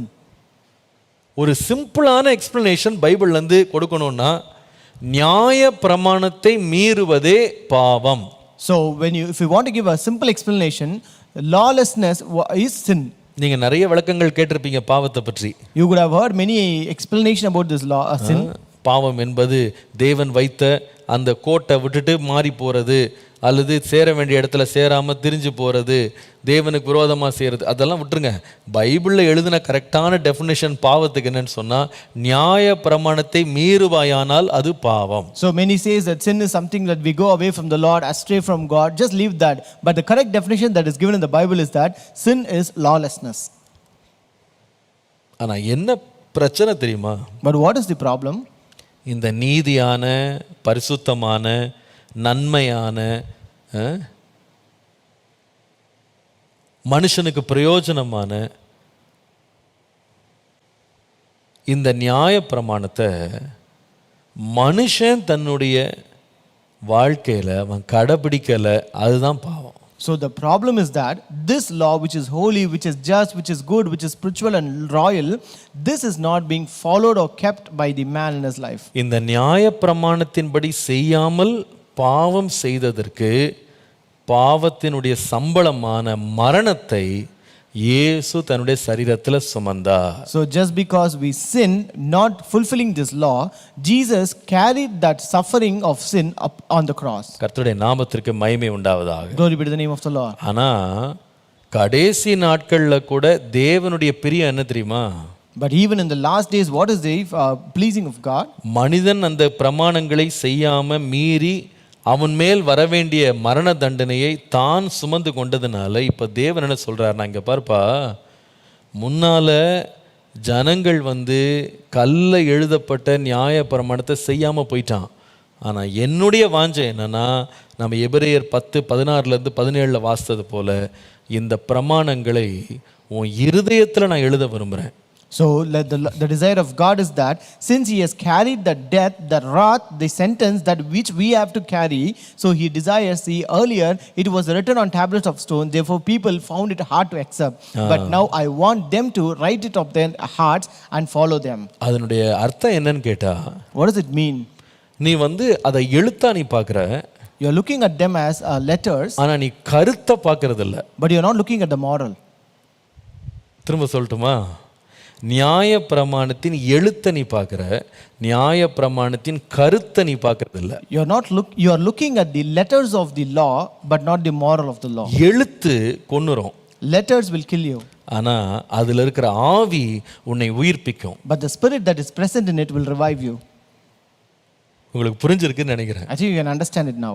இயேசு பண்ண பிரசங்கங்கள் எல்லாம் எடுத்துட்டீங்கன்னா, அவர் என்ன பண்ணாருன்னா, இந்த நியாய பிரமாணத்தின் எழுத்தை எடுத்துக்கிட்டு அதுல இருந்த கருத்தை வெளியே கொண்டு வந்தார். So when you look at the preaching of Jesus, he took the letters of this commandment and he gave a moral from that commandment. He brought out the spirit of the commandment. அதோட உண்மையான இருதய நோக்கத்தை வெளியே கொண்டு வந்தார். So he brought out the spirit of that commandment.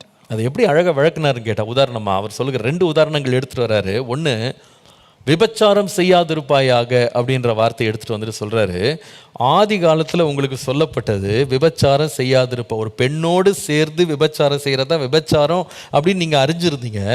அதுவல்ல, உண்மையான அதோட கருத்து என்னன்னு சொன்னால், நீ கட்டின மனைவியை விட்டுட்டு வேறொரு பெண்ணின் மேல் நீ என்ன பண்ணக்கூடாது, நோக்கமாக இருக்கக்கூடாது. உன் கண்ணால் நீ இச்சை கொண்டா கூட நீ விபச்சாரம் செய்துட்டேன்னு அர்த்தம். So here, for example, he brings down 2 commandments. He says you shall not commit adultery, but in older times when he say you shall not commit adultery, it was literally taken.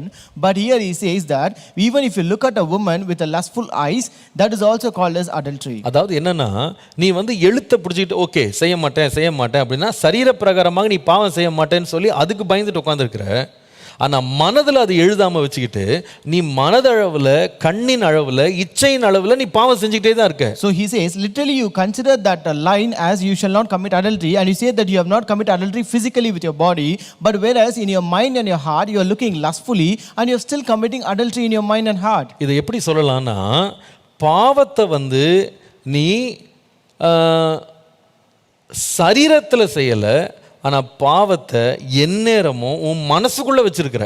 So this can be said in this way, that you have not committed a sin physically through your body, but you have this sin in your mind and heart always. இது இன்னொரு விதமாக சொன்னால், பாவத்தினால் உன் மாம்சத்தை கரைப்படாமல் வச்சுக்கிட்ட, ஆனால் மனசு அதே பாவத்தினால கரைப்பட்டுருச்சுன்னு சொல்கிறார். In other words, you have not defiled your body because of the sin, but you have defiled your heart and mind because of the sin. ஆண்டவர் என்ன சொல்கிறாங்க பாருப்பா, நீ எழுத்தை பிடிச்சிக்கிட்டு எழுத்துன்னு உட்காந்துருக்க, ஆனால் நானும் அது இருதயத்தில் எழுதப்படணும்னு விரும்புகிறேன். So here the Lord says, see, you are holding on to that literature or letters, and he says that I am holding on to that word, but I want them to be written in your heart. அதே போல இன்னொரு விளக்கமும் கொடுக்குறாரு. அது இந்த இதெல்லாம் மத்தேயு 5 படிக்கலாம். அதில் கொலை செய்யாதிருப்பாயாக நீங்க கேள்விப்பட்டிருக்கிறீங்க. So similarly, he says one more example. He says, you shall not commit murder. இப்போ முதலாவது கொலை எங்க நடந்துச்சு So where was the first murder happened? சொல்லுங்க.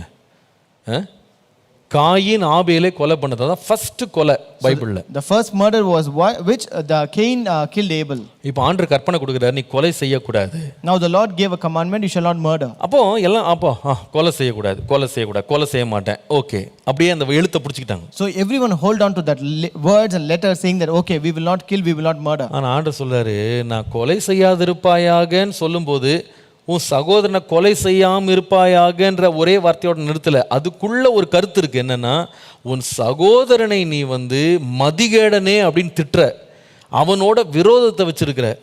இதுவும் எதுக்கு இணையானதுன்னு கேட்டா கொலைக்கு இணையானது. But here is the Lord says, Jesus says, see, you have this, you shall not murder, but there is something moral hidden in that. When you are even angry with your brother, you call your brother fool, or you have something hatred against your brother, that is also a kind of murder. பாருங்க, ஏன்னா அந்த ஆபேலுடைய கொலையை நீங்க பார்த்தீங்கன்னா, ஆபேல் கொலை செய்யப்படுவதற்கு முன்பதாகவே தேவன் காயின்ட்ட பேச ஆரம்பிக்கிறார். So because in the incident of Abel's murder, you can see before Abel was murdered, the Lord came and spoke with Cain. கொலை விழுந்து ரத்தம் சிந்தப்பட்ட பிறகு ஆண்டவர் வரல. The Lord did not come after that murder happened and when the blood was shed. எதை deal பண்ணாருன்னா, ஏன்பா அவன் முகநாடி வேறுபட்டிருக்கு அப்படின்னு சொல்லி அவனுக்குள்ள இருந்த கோபம், எரிச்சல் இருக்கு பாத்தீங்களா, அதையே ஆண்டவர் ஹேண்டில் பண்ணாரு. The Lord dealt and handled with his anger, asking why your countenance has fallen. அதாவது ஆண்டவர் சொல்ல விரும்பினா, இங்க பாருப்பா, you are only looking at the fulfillment of a crime, but I am talking about what is leading to that crime. ஒரு குற்றத்தினுடைய நிறைவை நீ பார்த்து கொண்டிருக்கிற இந்த கற்பனையை பார்த்துட்டான். உண்மை என்னன்னா, அந்த கற்பனை இங்கே ரிவர்ஸில் நீ எடுத்துகிட்டு போகணும்னா, இந்த குற்றம் ஆரம்பிக்கிறதுக்கு இருக்கிற எரிச்சல், கோபம் இருக்கு பாரு, அங்கேருந்தே இது குற்றம் தான். விளங்கிடுச்சா உங்களுக்கு? Can you understand? விபச்சாரம் அப்படின்ற பாவத்தை செய்த பிறகுதான் அது குற்றம் அப்படின்னு நீ நினைச்சிட்டு இருக்க. ஆனால் நான் விபச்சாரம் செய்யாதிருப்பாயாக நான் சொல்லும்போது, இந்த விபச்சார பாவத்திற்கு உன்னை நடத்துறதுக்கு எங்கேருந்து ஆரம்பிச்சதுன்னா, இச்சையிலேருந்து ஆரம்பிச்சது, அங்கேருந்து நான் ஸ்டார்ட் பண்ணுறேன். So when I say you shall not commit adultery, you are looking only at that sin of adultery, but I am saying to look at the root cause which causes or leads you towards that adultery. எங்கேருந்து அது துவங்குச்சு, அதுலேருந்து, அந்த ரூட்லேருந்து நான் பிடிக்கிறேன், அந்த வேர்லேருந்து நான் பிடிக்கிறேன். So I want to just hold on from the root which is the reason for that adultery. இன்றைக்கு நிறைய பேர் பிரச்சனை என்னன்னா, கனியை தான் பார்த்துட்டு இருக்காங்க. Today many people are looking only at the fruits. கனி அவர் கொலை பண்ணிட்டாரு, கனி அவர் விபச்சாரம் பண்ணிட்டாருன்னு. The fruit is that they have murdered or they have committed adultery. ஆண்டவர் ரொம்ப மனுஷனுடைய நியாய தீர்ப்பை பார்க்கலாம், தேவனுடைய நியாய தீர்ப்பு ரொம்ப ஆழமானது. The judgments of God is more deeper than judgment of men. அவர் என்ன பார்க்கறாருன்னா, கனியை பார்த்துட்டு கனி கெட்டுருச்சுன்னு அவர் கனியை குறை சொல்ல மாட்டாரு. So the Lord will not look at the fruit and he will not blame those fruits. அவர் சொல்றாரு, கனி கெட்டதா இருக்குன்னா மரம் கெட்டதா இருக்கும். So he says if the fruit is bad or rotten, then it means that the tree is also rotten. மரம் கெட்டதா இருக்குதுன்னா அதோட வேர் கெட்டதா இருக்கும். So if the tree is bad, then it means that the root is also bad. அவர் விளைவை பார்த்துட்டு அவர் விட்டுட்டு போறது இல்ல, அவர் அதோட வேரை பார்க்கறாரு. He will not look at the consequences or outcome, but he will look at the root. The cause more than the consequence. We only look at the consequence, but God looks at the cause. நாம விளைவை பார்க்கிறோம், அவர் வேரை பார்க்கறாரு. So we are looking at consequences, but the Lord looks at cause.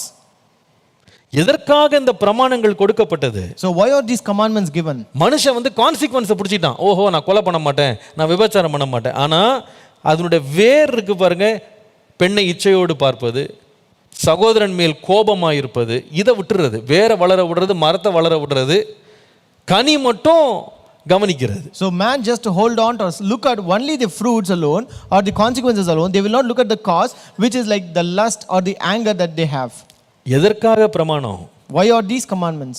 மனிதன் எப்படி தேவனுடைய சுபாவத்தின்படி நடக்க முடியும் அப்படின்னு நம்மகிட்ட போதிக்கிறதுக்கு தான் இந்த பிரமாணம். So these commandments are given that it can teach us how to live a godly life. தேவன் எதிர்பார்க்கிற நீதி, தேவன் எதிர்பார்க்கிற பரிசுத்தத்தை நமக்கு காண்பிக்க தான் இந்த பிரமாணம். So these commandments are given that it can show the righteousness and the uprightness which the Lord desires. நான் சொல்றது விளங்குதுன்னு உங்களுக்கு நினைக்கிறேன்.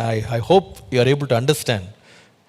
முதலாவது சொன்னேன், பிரமாணங்கள் எதன் மேல வெளிச்சம் வீசுதுன்னு சொன்னா, தேவனுடைய தன்மை என்ன நம்ம அறிந்து கொள்றதுக்கு, அவருடைய அன்பு, அவருடைய தயவை காண்பிக்கிறதுக்கு இந்த பிரமாணங்கள் தான் அவருடைய தன்மையின் மேல வெளிச்சம் வீசுது. Number one, I told you, the commandment is a lamp that throws light, that leads us towards knowing God, how loving and favor is He. ரெண்டாவது, இந்த பிரமாணங்கள் ஒரு வெளிச்சம், கற்பனை ஒரு வெளிச்சம், ஒரு விளக்கு. அது என்ன செய்யுதுன்னா, ஒரு மனிதன் தேவனுக்கு பிரியமாக, தேவனுக்கு உகந்தவனாக எப்படி வாழணும் அப்படின்னு காட்டுறதுக்கு இது வெளிச்சம் போடுது. Number two, this commandment is a lamp that leads us to live a godly life. மூன்றாவது, இந்த பிரமாணம் அப்படின்ற விளக்கு என்ன செய்யுது அப்படின்னு கேட்டா, தேவனை பற்றி அறிய பண்றது மாத்திரம் இல்லை, தேவன் நம்மிடத்துல என்ன எதிர்பார்க்கிறாருன்னு அறிய பண்றதுக்கு மாத்திரம் இல்லை, மூன்றாவது, ஒரு மனிதன் தேவனிடத்திலே சேருவதற்கு அது வெளிச்சம் காட்டுகிறது. So this commandment not only helps us know God, not only helps us to know what God expects from us, but it is also a lamp that leads us towards reaching God. இதை நான் உங்களுக்கு காட்டும்போது மத்தேயு 5:19 பாருங்க. So look at Matthew 5 and verse 19. இந்த வார்த்தை உங்களுக்கு கொஞ்சம் ஆச்சரியமா இருக்கலாம். This word might be surprising you. மத்தேயு 5:19. Matthew 5:19.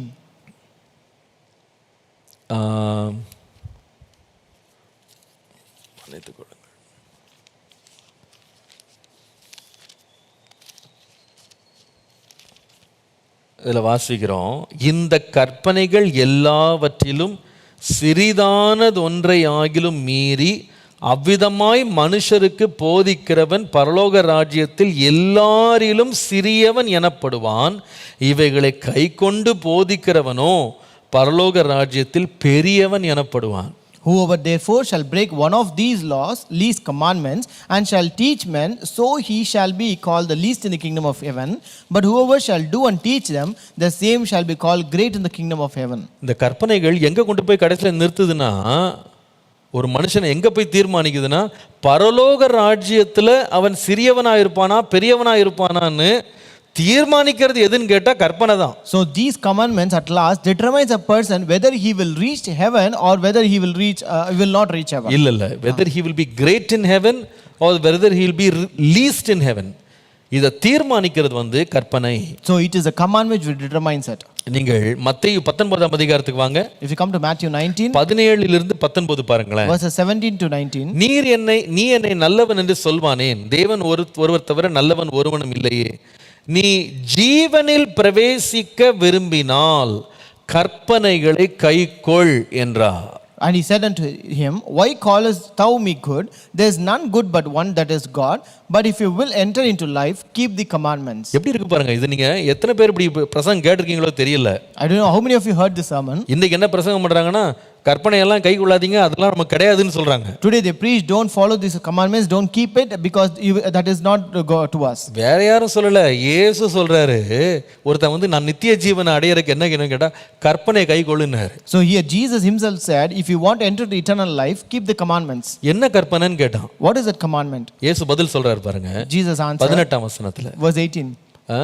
எவைகளை என்று கேட்டானா, அதற்கு இயேசு, கொலை செய்யாதிருப்பாயாக, விபச்சாரம் செய்யாதிருப்பாயாக, களவு செய்யாதிருப்பாயாக, பொய் சாட்சி சொல்லாதிருப்பாயாக, உன் தகப்பனையும் உன் தாயும் கனம் பண்ணுவாயாக, உன்னிடத்தில் நீ அன்பு கூறுவது போல பிறனிடத்தில் அன்பு கூறுவாயாக என்பவைகளே அப்படின்றாராம். He saith unto him, which Jesus said, thou shalt not murder, thou shalt not commit adultery, thou shalt not steal, thou shalt not bear false witness, honor thy father and thy mother, and thou shalt not love thy neighbor as thyself. நிறைய பேர் சொல்றபடி இந்த 10 கற்பனை பழைய ஏற்பாடோட முடிஞ்சு போலன்றது உண்மை. So it, as many says, it is true that these 10 commandments ended in the Old Testament. நான் சொல்ல விளங்குதுன்னு நினைக்கிறேன் உங்களுக்கு. தயவு செய்து நீங்க அதை நல்லா புரிந்து கொள்ளுங்க. I think you can understand what I say. சில பேர் அந்த 10 கற்பனை எல்லாம் வேணாம், அதெல்லாம் தேவையில்லை, அதெல்லாம் பழைய ஏற்பாடோட முடிஞ்சு போச்சு. இல்லையே, முடியலையே. இயேசு தான் சொன்னாரு, நீ ஜீவன் அடையணுமா அந்த கற்பனையை பூரா லிஸ்ட் போட்டு இதெல்லாம் நீ நிறைவேற்று, அப்போ நீ ஜீவனுக்குள்ள பரலோக ராஜ்யத்துக்குள்ள பிரவேசிப்பேன்னு சொன்னாரு. So some says that the old commandments are not necessary, it has ended in Old Testament.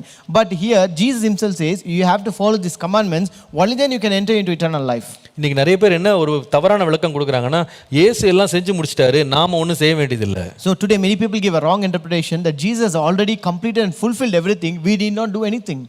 என்ன செஞ்சு முடிச்சாரு? What has he fulfilled? நியாய பிரமாணத்தை கை கொள்ளாம மனுஷன் செஞ்ச பாவத்தினால் வந்த சம்பளமாகிய மரணத்தை அவர் ஏற்றுக்கொண்டு நிறைவேற்றி முடிச்சாரு. So Jesus carried the death which came as a wage of sin, which the man has brought because of transgressing this law, and that actually he fulfilled here. அத ஆண்டவர் தண்டனையை நிறைவேற்றினாரு, ஆனா கற்பனையை நீ செய்யினார். அது இருதயத்தில் எழுதி வச்சு செய். The Lord fulfilled that punishment, but these laws he said you have to write it in your heart and fulfill them. இன்னும் நான் சொல்லுவேன், வெளிப்படுத்தலுக்கு வாங்க.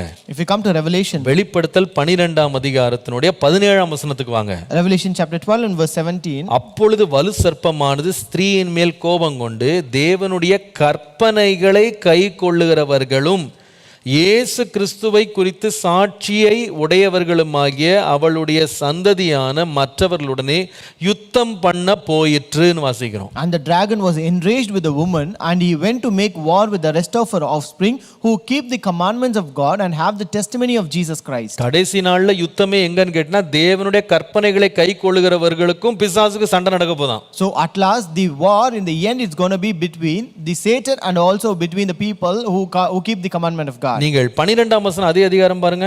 And look at verse 12, the same chapter.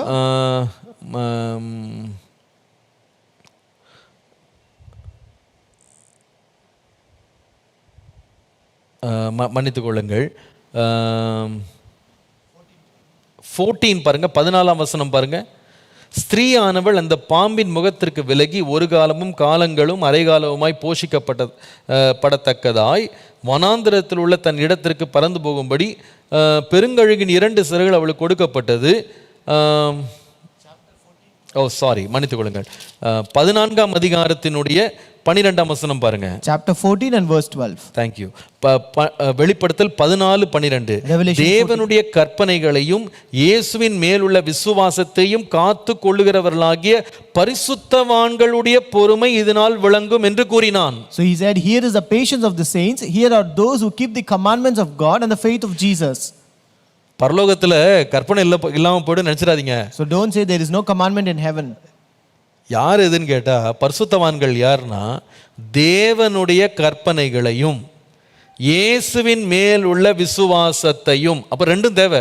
So who are these saints who keep the commandment of God and who have the faith of Jesus? பரிசுத்தவான் யார்? Who is a saint? தேவனுடைய கற்பனையை நிறைவேற்றான். He fulfills the commandment of God. இயேசுவின் மேல் விசுவாசம் வைக்கிறான். And he has the faith on Jesus. 13ஆம் வசனம் பாருங்க. Verse 13. அங்கே வாசிக்கிறோம், பரலோகத்திலும் சத்தம் உண்டாக கேட்டேன், அது கர்த்தருக்குள் மரிக்கிறவர்கள் இது முதல் பாக்கியவான்கள் என்று எழுது. அவர்கள் தங்கள் பிரயாசங்களை விட்டொழிந்து இளைப்பாறுவார்கள். அவருடைய கிரியைகள் அவர்களுடைய கடந்து போகும்.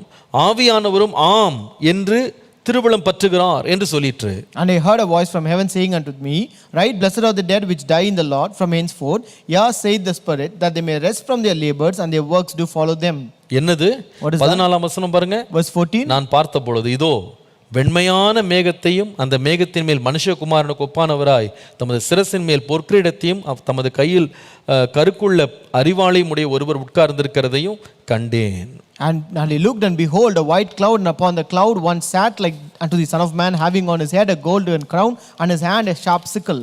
பிரயாசங்களை விட்டு ஒளிந்தவங்க யாருன்னு சொன்னா, எந்த பிரயாசம்னா தங்களுடைய கற்பனைகளை, தேவனுடைய கற்பனைகளை தங்கள் வாழ்க்கையில நிறைவேற்றினவர்கள். So who are the one who rested from the labors? They are the one who rested from fulfilling the commandments of God. முடிவாக ஒரே ஒரு வசனம் சொல்லி முடிக்கிறேன். At last I'll tell you one word. வெளிப்படுத்தல் 22:14 பாருங்க. Revelation 22:14. ஜீவ விருட்சத்தின் மேல் அதிகாரம் உள்ளவர்களாவதற்கு வாசல்கள் வழியாய் நகரத்திற்குள்ளே பிரவேசிப்பதற்கும் அவருடைய கற்பனைகளின்படி செய்கிறவர்கள் பாக்கியவான்கள். Blessed are those who do his commandments, that they may have the right to the tree of life and may enter through the gates into the city. கர்த்தருடைய நாமத்திற்கு மகிமை உண்டாவதாக. Glory be to the name of the Lord. தயவு செய்து பிரமாணங்களை, கற்பனைகளை நீங்க ரொம்ப கீழான ஒன்றாக நீங்க தயவு செய்து கணக்கு பார்க்காதீங்க. So therefore don't consider this commandment to be something low. இதை பற்றி நான் இன்னொரு முறை எனக்கு நேரம் வரும்போது நான் பேசுறேன். I will speak about this again when I get time. அப்போஸ்தலனாகிய பவுல் இதை பேசும்போது ரெண்டா பிரிக்கிறாரு. When Apostle Paul speaks, he divides into two.